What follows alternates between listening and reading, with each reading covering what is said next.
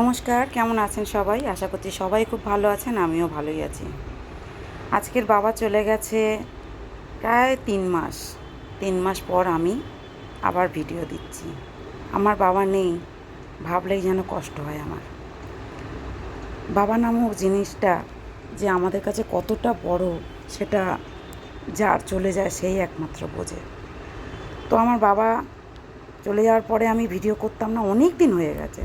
তারপরে আমি বাবা চলে যাওয়ার পরে এই আমার প্রথম ভিডিও। তো চলো, আজকের দিনটা আমি অনেক দেরি করেই শুরু করে দিয়েছি। অনেক বেলায় রান্না, অনেক বেলায় সব কিছু করা।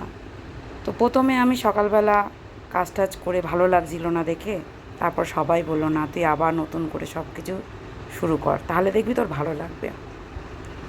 আমি আবার সেই ভিডিও করা শুরু করলাম। তো প্রথমে আমি রান্নাঘরে ভাতটা বসিয়ে দিয়েছিলাম। তারপর এদিকে রান্না কি করব ভেবে পাচ্ছিলাম না। এঁচোড়টা রান্না করব ভেবেছি, কিন্তু এঁচোড়টা না নষ্ট হয়ে গেছে। কেটে দেখি আগে, যদি বা ভালো থাকে তাহলে রান্না করব, নইলে করব না। পটল চিংড়ি করব। চিংড়ি মাছ আগেই বের করে রেখেছি। মাছের মাথা দিয়ে বাঁধাকপি করব, সেটাও বের করে রেখেছি। তো এইগুলো আগে কাটি, যদি বা এঁচোড় ভালো থাকে তাহলে আমি এঁচোড়ের তরকারি করব, আর নইলে পটল দিয়েই করব। তো আমি সব বের করে এদিকে চলে এসেছি। জামা কাপড়গুলো তুলে ভাঁজ করতে হবে। প্রচণ্ড বাইরে গরম, অস্থির লাগছে। সবজিগুলো নিচে রেখে দিয়েছি কাটবো বলে, আর ওপরে ভাত বসিয়ে দিয়েছি। খালি সব জোগাড়জাটি করে রেখেছি, খালি সবজি কেটে আর বসাবো। এই যে সবজি কাটা হয়ে গেছে, বাঁধাকপি কেটেছি, এঁচড় কেটেছিলাম, খারাপ বেরিয়েছে সেই। পটল আর আলু কেটে রেখেছি, চিংড়ি মাছ দিয়ে করবো। আর বাসনগুলো বেসিনে পড়ে রয়েছে, ওগুলো ধোবো। 2 জায়গায় বাঁধাকপি কাটা ছিল, তো আমি দেখিনি, এদিকটা আরেকটা রেখেছিলাম, ভুলে গেছিলাম। ভাত প্রায় হয়ে এসছে। ভাতটা একটুখানি নামিয়ে তারপরে আমি একটু কাজ করব, আর এদিকে হচ্ছে তরকারিটাও বসাবো। মানে সব দিকে সামলাতে হবে, তো সেই জন্য এদিকে রান্না বসে ওদিকে কাজগুলোও করে নেব। ভাতটা হয়ে গেছে, ভাতটা এবার নামিয়ে নেব। ভাতটা নামিয়ে তারপরে ওদিকে যাব।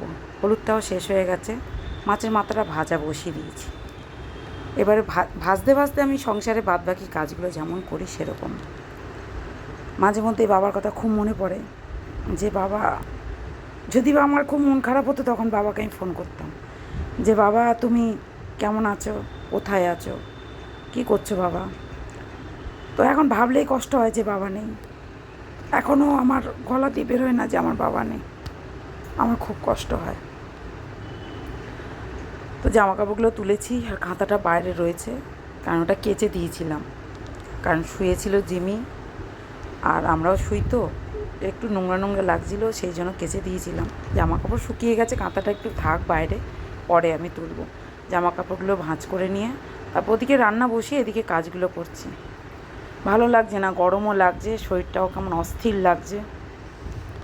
তাও করতে তো হবে, অনেক বেলা হয়ে গেছে, বেলায় কাজ শুরু করে দিয়েছি। বেলায় না কাজ করলে, সকাল সকাল করলে হয়তো হতো, কিন্তু যখন ঘরে কেউ থাকে না তখন কাজ করে নিয়ে একা একা ঠিক হয়ে যায়।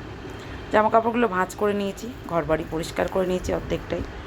আজকে মেশিনে আর জামা কাপড় কাচতে দিইনি। এই যে আমার বাবা। যাই হোক, ঘর বাড়ি পরিষ্কার করে গুছিয়ে নিয়েছি। ছেলে আসবে একটু পরে, ছেলে কোথাও যায়নি, ও বাইরে গেছে ওর বন্ধুর কাছে। ও চলে আসলেই ততক্ষণে আমার রান্না হয়ে যাবে মনে হয়। এই যে ঘরগুলো গুছিয়ে নিয়েছি। জিমি তো সোফার তলায় থাকে, ও বেরোবে না গরমের মধ্যে, ও কোথাও বেরোবে না। একমাত্র সকালবেলা একটু বেরিয়েছিল, আবার সোফার তলায় ঢুকে গেছে। তো যাই হোক, ও ওর মতো থাকুক। এদিকে পটল রান্না হয়ে গেছে, কাজ করতে করতে ভাত আর পটল করে ফেলেছি, বাঁধাকপিটা বসিয়ে দিয়েছি। তারপরে এদিকে কাজ করতে করতে, রান্নাও করতে করতে হয়ে যায়। কিছু করার নেই, একার হাতে যার সংসার সে এইভাবেই করবে, একদিকে রান্না একদিকে কাজ। বাসনগুলো মাজলেই হয়ে যাবে। রান্নাগুলো হয়ে গেছে, এই যে বাঁধাকপির তরকারি, ভাত। এদিকে পটল তো আগেই হয়ে গেছিলো। তো ওর বাবাও আজকে ছুটিতে, ওর বাবা কোথায় গেছে, আসলে একসাথেই ভাত খাবো। ওর বাবা চলে এসেছে, ওর বাবা বললো ভাত বাড়ো, আমরা খাবো। তো এদিকে ভাত বেরিয়ে সব ঘর বাড়ি গুছিয়ে আমি আর ছেলে খাবো। ও বাবা বলছে একটু পরে খাবো, তাই জন্য আমি আর ছেলে এই যে ভাত বেড়ে নিয়েছি। ও বসেছে আর আমি বসেছি। ওর বাবা একটু পরে, ওর বাবা একটু ঘুমিয়ে পড়েছিল। বাড়িতে থাকলে একটু ছেলেদের হয় না আলিস্যি, তো সেরকম হয়েছে। খাওয়া দাওয়া করে নিই চলো। কষ্ট হচ্ছে বাবা। বিকেলবেলা চা খেলাম আমরা। বাবু মিষ্টি এনেছে আজ।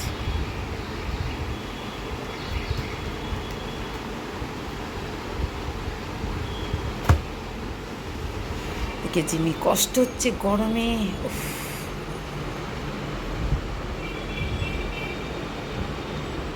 চলো সন্ধে হয়ে গেছে, একটু ভাত বসিয়ে দিলাম অল্প করে, আর এদিকে দুধটা গরম করতে বসিয়েছি।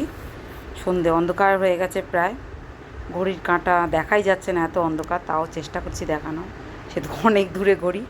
যাই হোক, অন্ধকার হয়ে গেছে, বাইরেটাই দেখায়, বাইরেটা দেখলে বুঝতে পারবে যে কতটা সন্ধে হয়ে গেছে। দেখো পুরো অন্ধকার হয়ে গেছে, বাইরের লাইটগুলো দেখলে যে কী ভালো লাগে, দেখেছো কতটা সন্ধে হয়ে গেছে। চলো সন্ধে হয়ে গেছে, ভাতটাও বসিয়ে দিই। আজকে ভিডিওটা বেশি বড় করিনি, রাত্রেবেলা খেতে দেবো। চলো আমরাও খাওয়া দাওয়া করে নিই।